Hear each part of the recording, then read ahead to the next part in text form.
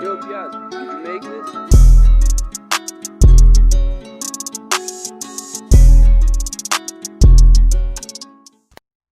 Olá galera, tudo bem? Bom, o exercício agora é sobre princípio de Pascal. Na verdade, mais propriamente dito, sobre um exemplo, uma aplicação que são os elevadores hidráulicos. Tá? Então, vamos lá, vamos resolver esse exercício. Bom, no pátio de uma oficina estão estacionados um Celta, um Vectra, uma Montana, uma Zafira e uma Blazer. Enquanto descansavam, dois mecânicos, João e Joaquim, fizeram a seguinte aposta. João disse a Joaquim que, mesmo que um dos carros estivesse coberto, ele seria capaz de descobrir qual era, utilizando apenas um elevador hidráulico e uma tabela com as suas massas aqui dos veículos. Tá? Bom, descrente, Joaquim aceitou a aposta e perdeu. João, além de mecânico, era um ótimo estudante de física, estilo vocês aí. Utilizando seus conhecimentos de mecânica dos fluidos, ele venceu a aposta. Admitindo que, após levantar o carro, João conseguiu sustentar o carro fazendo uma força de 3.000 newtons sobre o cilindro 2, e que a razão entre os diâmetros das secções transversais desses tubos, 1 e 2, ou seja, a razão entre 1 e 2 dos diâmetros, é igual à raiz de 5, responda qual era o carro que estava apoiado sobre o cilindro 1, justifique sua resposta através de cálculos ou raciocínio. Bom, então, nós temos aqui um seguinte caso, Nós vemos aqui que é um caso onde a gente tem um vaso comunicante, um tubo, um tubo interligado. Aqui dentro eu tenho um fluido, certo? Geralmente um óleo. E o que acontece com esse fluido que está aqui dentro? Esse fluido está aqui dentro e eu tenho esse tubo, esses tubos interligados aqui, presos a eles uma espécie de um pistão ou um êmbolo aqui, não é isso? E quando eu pressiono esse pistão, esse êmbolo, eu transmito a pressão deste ponto integralmente para todos os pontos do fluido, ou seja, na hora que eu comprimir esse fluido, essa pressão vai se transmitindo até atingir lá o outro, Atingir o outro lado, o outro cilindro, outro pistão, outro êmbolo, não é isso? Bom, então, mais uma vez aqui, quando eu tenho um vaso comunicante, o que eu vou fazer? Eu vou pegar e vou usar o seguinte princípio. Olha, quando eu aplico aqui, certo? Quando eu transmito, que eu tenho um mesmo nível aqui, na verdade, quando eu analiso aqui no mesmo nível, certo? Na hora que eu faço uma determinada força aqui, eu tenho uma pressão exercida aqui, bom, se ele está no mesmo nível, se eu estou observando o mesmo nível, o mesmo nível pelo teorema de Stevin, quando a diferença de altura entre dois pontos é nula, quer dizer que não tem diferença de pressão, ou seja, eles estão no mesmo nível. Se eles estão no mesmo nível, eu posso dizer que não tem diferença de altura entre eles. Se eu pensar nesse ponto como o ponto A e o ponto B, para facilitar minha vida, eu posso pensar o seguinte, que a pressão no ponto A é igual à pressão no ponto B. Bom, agora, quem que faz pressão sobre o ponto B? Essa força aplicada na área 2. Então, eu posso dizer que toda força que eu aplico F na área 2, aqui, que eu estou chamando, área 2, tá? Então, eu vou colocar aqui a área 2 é igual toda a pressão, que eu estou exercendo aqui na área 1. E que pressão que eu estou exercendo aqui na área 1, Então, obviamente, quando eles estão interligados, não é isso? Eu estou falando que a força que eu estou carregando aqui é o peso do carro, não é isso? Distribuído por essa área A1 aqui, ó. Tudo bem? Legal, então eu sei que toda força que eu aplico sobre essa área, dividida sobre essa área, tem que ser igual ao peso que eu estou aqui do carro, que é a força que está sendo aplicada, uma vez que a gente sabe que pressão ela é calculada através da razão entre força aplicada e área. Bom, nesse caso, o que eu vou poder observar aqui? Tá? Eu quero descobrir o valor desse peso desse carro. Bom, aqui nós temos um problema. Nós não sabemos exatamente as áreas A2 e A1. Mas nós sabemos, nós conhecemos o quê? Ele falou que a razão entre os diâmetros, diâmetros era raiz de 5. Então, eu posso pensar que esse cilindro aqui, esse pistão, tem um diâmetro, né? E eu tenho um outro cilindro que tem um diâmetro maior, certo? Tem um diâmetro maior, tá? E o que a gente vai fazer aqui? A gente vai analisar isso aqui da seguinte forma.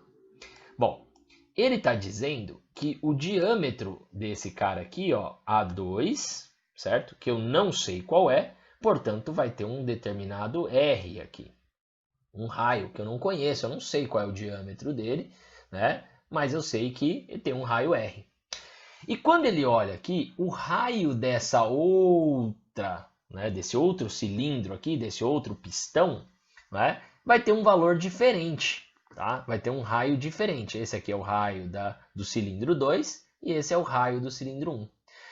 Ele está falando que o diâmetro, a razão entre o diâmetro 1, certo? E o diâmetro 2, certo? A razão entre esses diâmetros é raiz de 5.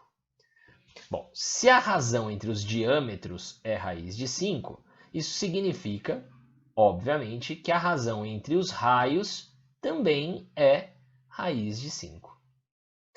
O que eu posso chegar à conclusão que o raio 1, ou seja, o raio desse diâmetro aqui, ó, certo? O raio desse cilindro é raiz de 5 vezes raiz de 2. Bom, e o que eu ganho com isso, né? O que eu ganho, o que eu vou ganhar com essa razão que eu consegui estabelecer aqui, né? O que eu vou ganhar com isso é que, ao saber essa razão entre eles, eu vou poder observar aqui o seguinte. Eu vou poder pegar essa minha equação aqui, ó, essa equação que eu tinha trabalhado inicialmente, certo? Conseguir trabalhar essa equação de uma forma mais tranquila. O que eu vou falar? Olha, a força F eu sei. A força F eu sei que vale 3.000 newtons. A área 2, eu não sei o valor específico dela, mas eu sei que para calcular a área de uma circunferência é π vezes esse valor R2 ao quadrado. Bom, do outro lado, eu tenho o peso do carro, que é o que eu quero descobrir, dividido pela área dessa circunferência, que apesar de não saber o valor específico do raio, eu sei isso aqui. Tá, agora eu consigo prestar atenção num seguinte detalhe. Olha, o π ele está aparecendo dos dois lados, então eu já vou simplificar e eu vou chegar à conclusão que 3.000 dividido por R2 ao quadrado é igual ao peso do carro que eu quero descobrir sobre quem? R1 ao quadrado. Só que o R1 ele é raiz de 5 vezes R2 ao quadrado. Não é isso? Ó, raiz de 5 vezes R2, que é o R1, só que tudo isso está elevado ao quadrado. Essa conta ela vai ficar assim, ó, 3.000 sobre R2 ao quadrado é igual ao peso dividido por raiz de 5 ao quadrado, é raiz de 5 vezes raiz de 5, que é raiz de 25, o que dá o valor 5. R2 ao quadrado, R2 ao quadrado. Bom, como aparece o R2 ao quadrado dos dois lados, eu posso simplificar e eu chego à seguinte conclusão, tá? Chego à seguinte conclusão, que 3.000 é igual, certo? Ao peso, tá? Igual ao peso, então, que eu tenho aqui do carro, dividido por 5. Ou ainda, posso passar isso aqui, né? Ou multiplicar aqui incluso, como se aqui tem um 1, né? 1 vezes o peso.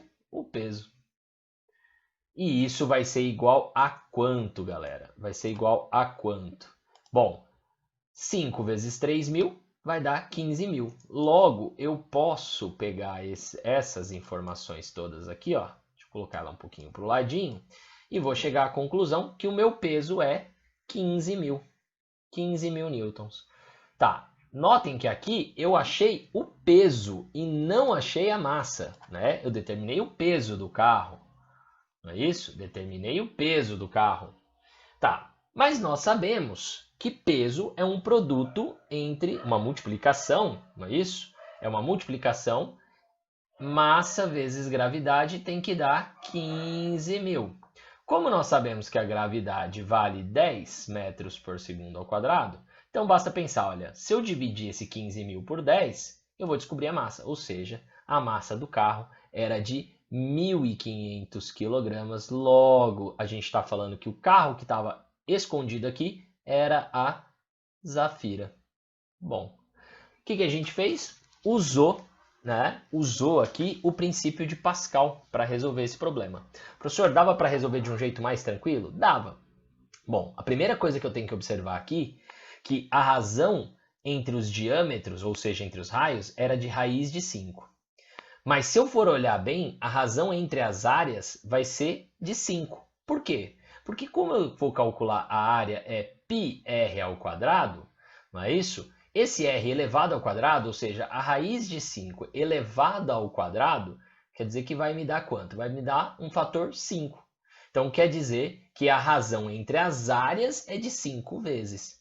Isso significa que ao fazer uma força de 3.000 newtons sobre essa área, se eu quero ter a mesma proporção do outro lado, não é isso? Como essa área é 5 vezes maior, eu vou precisar fazer 5 vezes mais força do que 3.000.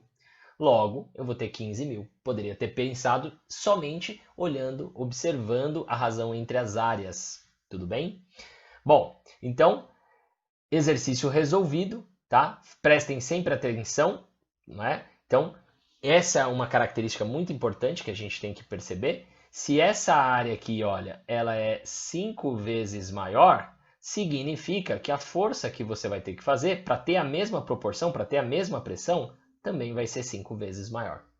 E fica ligado, porque a razão é entre as áreas e não entre os diâmetros. Então é sempre importante encontrar a razão entre as áreas dos êmbolos, dos pistões, e não entre os diâmetros ou entre os raios. Um abraço, até a próxima!